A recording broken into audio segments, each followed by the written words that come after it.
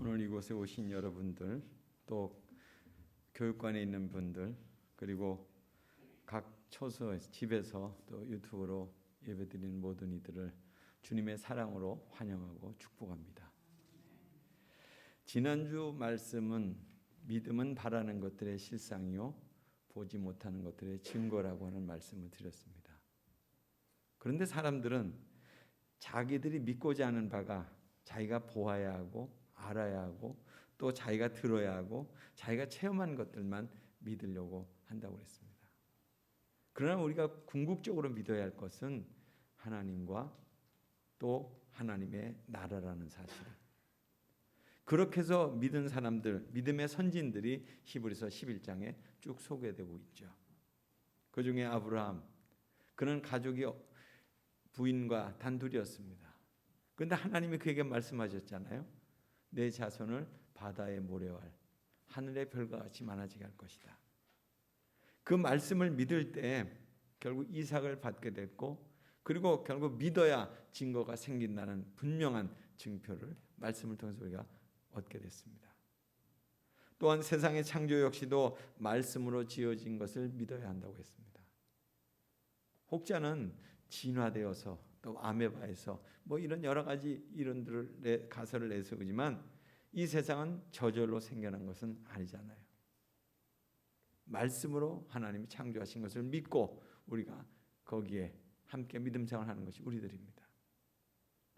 그러면서 믿음을 보여주신 하나님이 첫 번째로 소개한 인물이 오늘 말씀의 아벨입니다.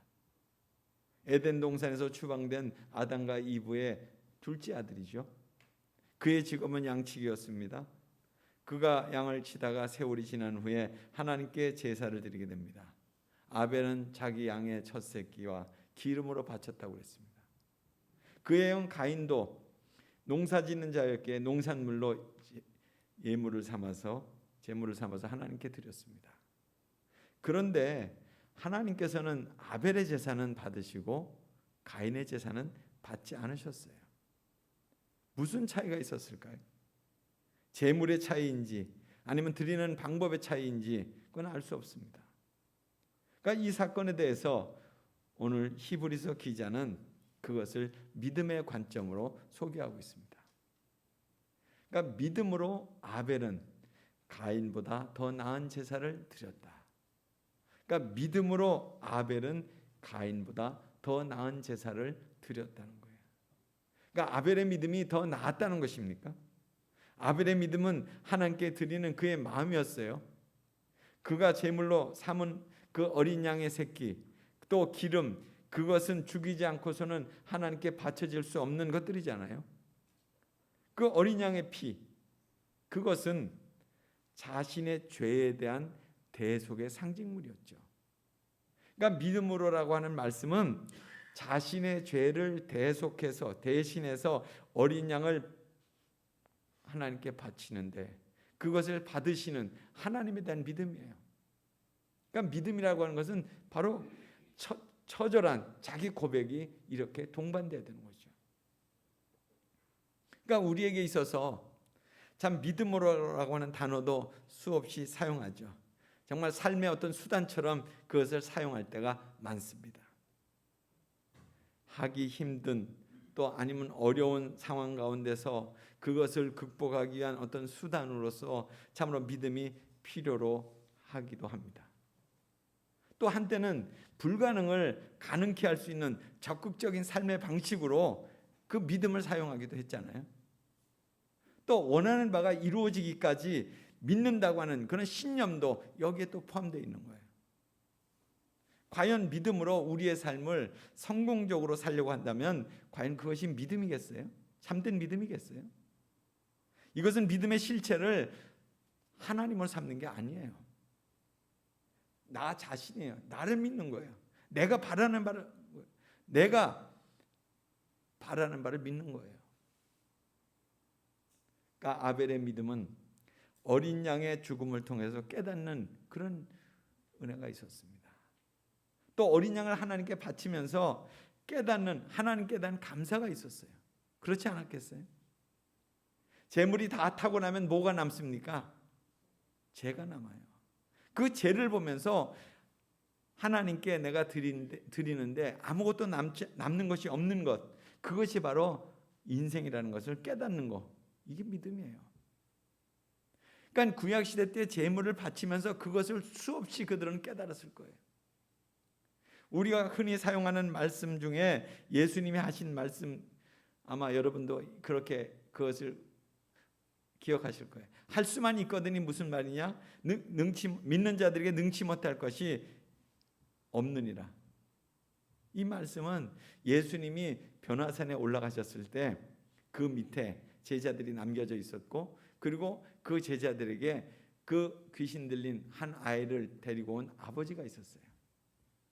그 아버지가 그 제자들에게 자기 아들을 고쳐달라고 이렇게 부탁을 했는데 결국 기도했는데 아무런 변화가 일어나지 않았어요. 이제 예수님이 내려오셔서 그 아이를 고쳐주셨죠. 귀신 들린 아이를 고쳐주시면서 주님이 하신 말씀이에요. 할 수만 있거든이 무슨 말이냐? 믿는 자에게 능치 못한 일이 없다. 그러니까 이 말씀은 예수님이 제자들에게 전 존재를 걸고 믿음으로 행할 수 있느냐? 너 그렇게 기도해야 돼. 그렇게 믿어야지 이게 결론이 나는 거야. 그것을 되묻는 그런 말씀이라고 여겨집니다. 그러니까 믿음은 뭐 되거나 안 되거나, 되면 좋고 안 돼도 어쩔 수 없지, 뭐 그런 불분명한 선택이 아니에요. 그러니까 믿음이라고 하는 것은 선명한 삶의 선택을 요구합니다. 그러니까 그분의 말씀을 믿고 따르겠느냐 아니냐 이거예요. 이것이 믿음이 있느냐 없느냐예요. 그래서 믿음과 삶이 동반되는 이유이기도 하죠. 아벨은 어린 양의 내장과 함께 제단 위에서 태우면서 그 자기의 삶을 드린 거죠. 결국 아벨이 드린 것은 어린 양이 아니잖아요. 자기 삶을 드린 거잖아요. 그러니까 지난주에 읽어드린 메시지 성경에서 그 히브리서 11장 1절 말씀은 그렇게 믿음의 삶의 기준이 된다고 그렇게 번역했다고 그랬잖아요. 메시지 성경에서. 그러니까 자신의 죄와 허물을 태우는 작업, 그것이 구약의 제사요 또 오늘의 우리의 예배라는 거예요. 죄가 되어버려진 인생, 그것을 체득하지 않고서는 우리 인생은 결코 거듭날 수 없다는 것입니다. 그럴 때 비로소 하나님은 아벨을 의로운 자라고 그렇게 하신 거예요. 그러니까 그의 믿음을 보시고 의로운 자라고 하는 증거를 주셨죠. 그러니까 아벨의 믿음은 결국 어디에 있었던 겁니까? 그의 예물에 있었던 거예요. 하나님이 말씀하시는 것도 아벨의 예물이에요. 아벨은 그 예물을 드린 다음에 어떻게 됐습니까? 죽었어요. 죽임을 당했습니다. 아벨은 죽었으나 믿음으로 지금도 말하고 있다고 증언하고 있습니다. 그러니까 믿음이라고 하는 것은 하나님이 인정하실 때 그것이 믿음이 되는 거예요. 하나님이 받으실 때 그건 믿음이 되는 거예요. 그러니까 믿음이라고 하는 것은 영원한 거예요. 우리가 성경에서 말하고 있는 그 믿음도 하나님이 인정하시는 그런 믿음이고, 죽어도 살아있는 것과 똑같은 그것이 바로 그 믿음이 아벨의 믿음이었다는 거예요. 만약 죽으면 모든 것이 끝난다고 하는 그런 믿음이 그 진정한 믿음이겠습니까? 내가 살아있을 때나 그것이 유효한 믿음이지, 내가 죽으면 다 모든 게 무슨 의미가 있어? 그러나 믿음의 세계는 영원합니다. 시작도 끝도 없습니다. 2000년 전에도 지금도 역사하는 믿음이에요. 그래서 죽어서도 말하는 믿음. 죽어서도 말하는 믿음. 그러나 우리는 지금 우리에게 당장 필요한 믿음만을 요구하고 있습니다. 우리의 현재적인 삶이 필요하고 또한 힘든 것들이 많아졌기 때문에 그런지도 몰라요. 또 이 같은 것들을 해소하기 위해서 믿음이 필요하다고 생각해요. 이게 아벨의 믿음과 같은 걸까요? 그건 아니겠죠. 그러니까 하나님이 받으신 믿음의 제사는 우리의 삶의 문제들을 위한 그런 예배가 아니었어요.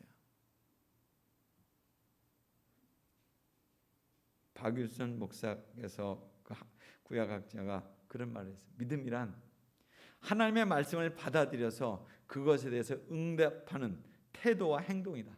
그러니까 믿음은 하나님의 말씀을 받아들여서 그것에 응답하는 태도, 행동, 이것이 바로 믿음이라고 했습니다. 그러니까 가인의 제사가 받아들여지지 않는 이유, 곡물로 드렸기 때문에 아닙니다. 하나님의 말씀에 대한 불순종이었기 때문에 그렇게 된 거예요. 그는 하나님께서 계시하신 방법을 따라서 제사를 드린 게 아니에요. 자기의 생각대로 제물을 드렸을 뿐이에요.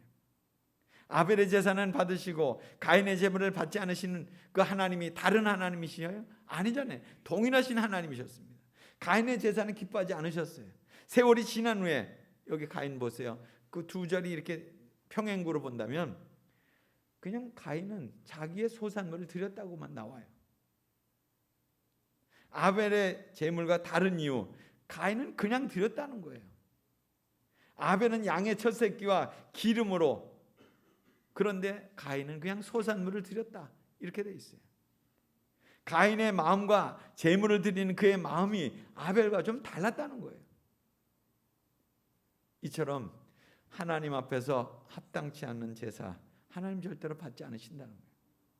사무엘상 15장 22절에 보면 순종이 제사보다 낫고 듣는 것이 순양의 기름보다 낫다고 하는 말씀, 우리가 여러 번 들으셨잖아요.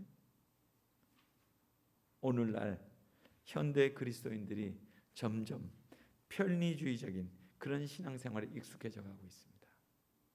편리한 시간을 선택하고요, 편리한 날을 선택하고요, 그래서 좋은 설교를 듣는 것이 예배를 잘 드리는 것으로 알아요.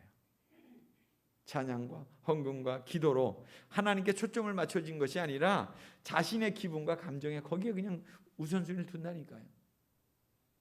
제사는 구약의 예배이고 신약시대는 예배가 제사였습니다. 그리고 그 예배의 중심에는 하나님이 있지 예배자들에게 있었던 것이 아니에요. 하나님께 중심이 있는 것이지 예배 우리에게 있는 게 아니에요. 아침, 점심, 저녁, 주일 내내 예배를 드려도 하나님이 원하시는 예배가 아니라면 그 예배는 실패한 예배입니다. 예배의 축이 하나님에게서 사람에게 옮겨지지 않도록 우리가 그것을 늘 경계해야 돼요. 그것에 대한 긴장감을 갖고 있어야 됩니다. 그것을 주의해야 돼요. 가인의 제사는 일상에서의 삶에 그저 한 형식으로 드리는 예배였어요. 그 예배는 뭐 드릴 수도 있고 못 드릴 수도 있는 그런 예배예요. 또 가인의 제사는 상황에 따라서 달라질 수 있는 그런 예배였어요. 이게 어떻게 온전한 예배가 되겠습니까? 우리 교회가 모델로 삼고 있는 세이비어 교회 얘기는 여러 번 들으셨겠죠? 그 세이비어 교회를 개척한 고든 고스비 목사님, 그분은 93세로 이제 별세하셨는데 그분이 2차 대전 시 군목이었어요. 그래서 그는 노르망디 상륙 작전에 투입되는 그 비행기에 함께 군인들과 타고 있었습니다. 그리고 그 비행기에서 수송기에서 이제 낙하하는 군인들에게 마지막 기도를 해주는 거예요. 점프하기 전에. 그럴 때 그들에게 물었습니다. 구원의 확신이 있는가? 그런데 신자라고 하는 그 군인들이 그런 확신도 없이 그냥 비행기에서 뛰어내리는 거예요. 그럼 내려가면 뭐 총에 맞아서 죽을지 살지 모르는 거잖아요.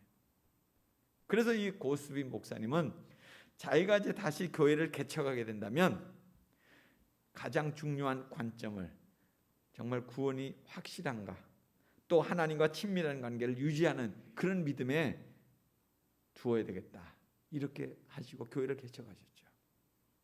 그래서 그 교회는 교인된 모두가 매년마다 자신이 그리스도인으로서 하나님께 불륜을 받았는가, 그 소명의식이 있는가, 이걸 늘 체크하는 거예요. 확인하는 거예요. 또 그 같은 믿음의 관계를 유지하기 위해서 매일같이 30분 이상 말씀을 묵상하면서 자기의 삶을 이렇게 비춰보는가, 이것도 돼야 돼요. 이게 또 사인이 돼야 되는 거예요. 그리고 세 번째로는 하나님의 인도하심을 받으면서 자신의 사역을 하나님 나라를 위해서 감당하고 있느냐, 뭐 그것이 세상에서든 아니면 교회를 중심으로 하는 사역이든 그렇게 감당하고 있는가. 아벨의 예배는 죽음을 불사하는 믿음의 제사였습니다. 아벨은 하나님께 제사 드린 이후 자신이 죽게 될지 몰랐어요. 우리는 아벨이 예배 이후의 삶이 어떠한지는 사실 알 수 없습니다. 다만 그가 하나님께 드린 제물을 통해서 그의 믿음이 그를 반증하고 있다는 거예요. 그가 드린 제물을 통해서 그의 믿음이 반증됐다는 거예요. 아벨은 죽었지만 그의 믿음으로써 지금도 말하느니라. 아벨은 죽었지만 그의 믿음으로써 지금도 말하느니라. 그리스도인으로서 남는 것은 믿음입니다. 어떤 삶을 살았는지의 그 결과는 자기 자신의 믿음이에요. 아벨은 예배자로서의 살아온 삶의 결과들을 보여준 것이 그의 믿음이었어요. 그런 아벨의 믿음을 통해서 저는 세 가지 질문을 저 자신에게 던졌습니다. 또 여러분에게 그렇게 던집니다. 첫째로, 우리는 어떤 삶을 살아왔는가예요. 어떤 삶을 살아가고 있는가. 개인도 교회도 이 세대 가운데 그저 살아남기 위해서, 생존하기 위해서 우리가 살고 있는 거 아니냐. 그리스도인 우리도 그저 살아남는 거, 내가 살아있어야지 뭐가 되는 거 아니야? 이런 것에만 내가 집중하고 있느냐 하는 겁니다. 그렇게 되다 보면 남을 돌아볼 여유도 없게 되고요. 성경이 말하고 있는 고아와 가부를 돌보는 것이 참된 경건이라고 했는데 자신의 삶에는 나 중요하지 않으니까 결국 어떻게 되는 거예요? 이것이 우리가 살아가는 삶의 방식이어야 하는 거예요. 우리가 그리스도인인데도 그렇게 살아가야 되는 거냐는 거예요. 얼마 전부터 제가 만나는 단체가 있는데요. 강원도의 예수원에서 시작된 그 토지 정의를 위해서 연구하는 그런 기관입니다. 희년과 함께라고 하는 그런 단체인데 성경적 토지 문제를 다루면서 하나님이 주신 이 땅을 어떻게 잘 정의롭게 사용하게 하는가. 또 주거 문제를 그렇게 그 대안을 만드는 그런 곳으로 고민하는 곳입니다. 재단 법인체인데 사실 우리 사회가 토지와 주택 문제로 얼마나 많은 갈등을 겪고 있습니까? 그런데 그들은 그 문제를 미약하나마 해결하기 위해서 무상이자로 돈을 빌려주기 위해서 공적 자금을 모아서 은행을 만들었더라고요. 그 은행. 또 주거의 안정을 위해서 대안을 실천하기 위해서 주택 컨설팅을 하는 거예요. 거기에 부동산 업자도 있고 건축사도 있고 그런 사람들의 그룹이 있어요. 또 신용도가 낮은 젊은이들에게 사업 자금을 빌려주는 그런 선한 의도들을 가지고 하는 그런 단체예요. 어제 그들이 교회의 주거 문제를 다루는 온라인 세미나를 줌으로 했어요. 관심 있는 사람들이 그렇게 많은 줄 몰랐어요. 한 120명가량이 참여해가지고 강의를 듣고 사례들을 들었습니다. 교회가 희망이 되는 그런 공간이 되기 위해서 애쓴 그런 사례들을 이렇게 제가 들으면서 그런 곳이 있었구나. 세입자들이 모여가지고 함께 주택조합을 만들어서, 그러니까 한 교회 안에서 공동체에서 그렇게 만든 거예요. 그래서 주거 문제를 같이 해결하면서 거기에 공유 공간을 만들어가지고 지하에다가는 그 마을극장을 만들고 주일날은 거기서 예배를 드리고 그리고 거기다가 도서실도 만들고 또 카페도 만들고 이렇게 해서 같이 그 마을 사람들과 또 교인들이 함께 어울려 사는 그런 공간, 또 공동 육아도 같이 하고 있더라고요. 요즘처럼 교회에 대해서 또 교회가 하나님 나라를 세우는 일에 대해서 어려운 이때에 이 같은 상상력의 실천이 이루어졌다고 하는 것이 참 놀라웠어요. 여러 군데가 있었던 거예요. 가재울 저기 남가장 자동차에도 있고 홍제동에도 있고 몇 군데가 있더라고요. 전 그걸 이렇게 보면서 들으면서 보고하는 것을 참 소망이 생겼어요. 요즘 그렇지 않아요? 교회가 뭐 하고 있니? 말은 안 해도 다 그렇게 지금 시선으로 보고 있잖아요. 그런 세상에 그런 물음 앞에 대답할 말이 생기는 거예요. 마치 초대교회 모습처럼 자신들이 가지고 있는 것들을 가지고 와서 함께 모아서 새로운 세상을 시작하는 사람들이 있더라고요. 두 번째로 저에게 들려온 질문은 뭐냐면 현재적 나의 믿음의 모습은 어떠하냐? 현재적 나의 믿음의 모습은 어떠하냐? 우리의 믿음의 모습은 어떠하냐? 우리가 믿음을 지녔다고 하면서 가만히 있게 된다면 우리는 아무것도 못한 채 그냥 조용히 그냥 역사 속으로 사라질 거예요. 그냥 얼만큼 살다가 그냥 사라지는, 교회도 얼만큼 여기 있다가 그냥 사라지는 그런 걸 끝날 거예요. 불투명하게 보여지지는 않는다고 해도 하나님이 우리의 길을 인도해 주실 것이라는 그런 믿음을 가지고 우리가 간다면 하나님 우리를 그 거룩한 상상력으로 이끌어 주실 거예요. 출애굽한 이스라엘 백성들이 처음 만난 곳이 홍해바다였습니다. 그 홍해바다 앞에서 절망했었습니다. 그런데 모세가 기도하고 하나님이 그 길을 열으셔서 그들이 마른 땅같이 그걸 건너갔습니다. 그렇게 해서 계속 지나갔던 40년, 그리고 마지막 때 참으로 그들이 약속의 땅 앞에 섰을 때 그들이 건너가야 될 것이 또 요단강이었습니다. 그런데 그 요단강에서는 하나님이 열어놓지 않으셨어요. 그리고 그들로 하여금 먼저 물에 발목을 잠그라고 그랬어요. 그때는 곡식을 거두는 시기여가지고 요단강의 수위가 높았던 때였어요. 강물이 찰랑거리는 그곳에 발목을 담고 순종한 거죠. 그 약속의 말씀을 믿고 강물에 발을 담갔어요. 그리고 그 땅을 마른 땅을 건너갔다는 거잖아요. 가만히 있으면 아무 일도 일어나지 않습니다. 우리가 믿음이 있다고 하면 그 믿음을 가지고 실천하는 거예요. 실행하는 거예요. 하나님 우리에게 주신 말씀을 붙잡고 가는 거예요.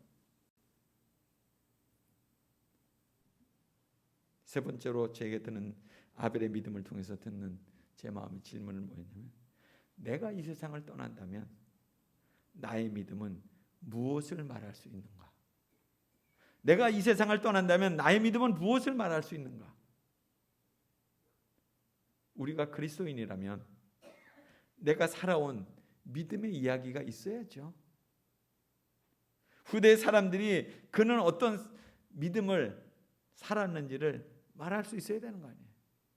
우리의 자손들이, 또 우리의 이웃들이, 우리의 친구들이 그래, 그런 믿음을 가졌구나, 가졌었구나, 그렇게 얘기할 수 있어야죠.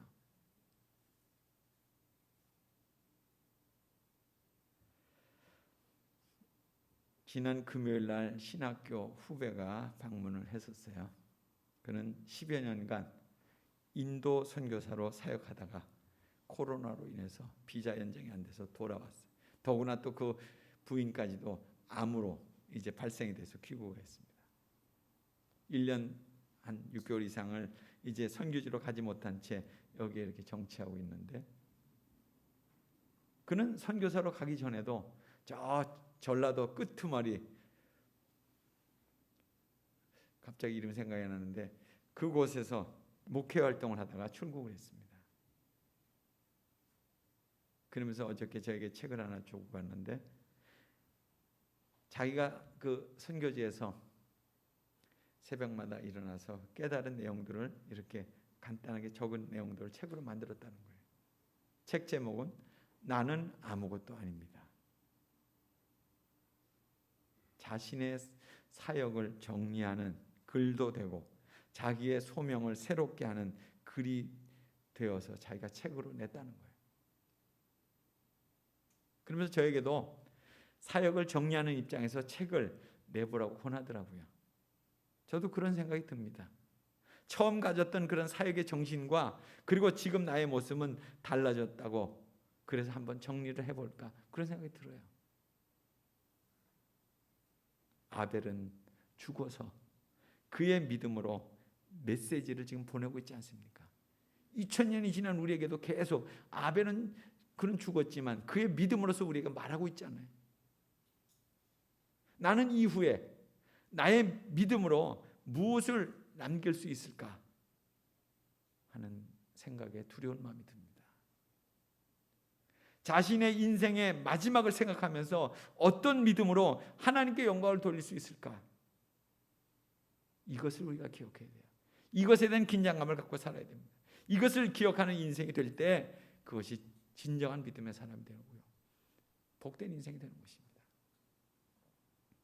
우리가 그저 하루하루 그저 지나는 인생으로 그렇게 가면 안 되겠습니다. 오늘 아벨, 그는 상당히 짧은 인생을 살았어요. 그러나 그의 믿음이 오늘 우리에게까지 이렇게 파급이 되는 것은 그의 믿음이 살아있었기 때문에, 그 믿음이 오늘 우리를 다시금 흔들어 놓는 거예요. 나는 어떤 믿음을 남기게 될 것인가, 이것을 마음속에 기억하시면서 살아가는 복된 한 주간이 되시길 바랍니다. 같이 기도하겠습니다. 하나님, 오늘도 주님의 말씀으로 우리를 일깨워 주시니 감사합니다. 우리가 매일매일의 삶을 살지만은 그저 의미 없이 그저 나의 생존을 위해서 그렇게 살아간 시간이 아니길 원합니다. 아벨처럼 한순간 한순간 어떤 믿음을 남기게 될 것인가, 어떤 믿음으로 내가 살아가야 되는가를 하나님 기억하는 그런 삶을 살도록 도와주시옵소서. 예수님 이름으로 기도드립니다. 아멘.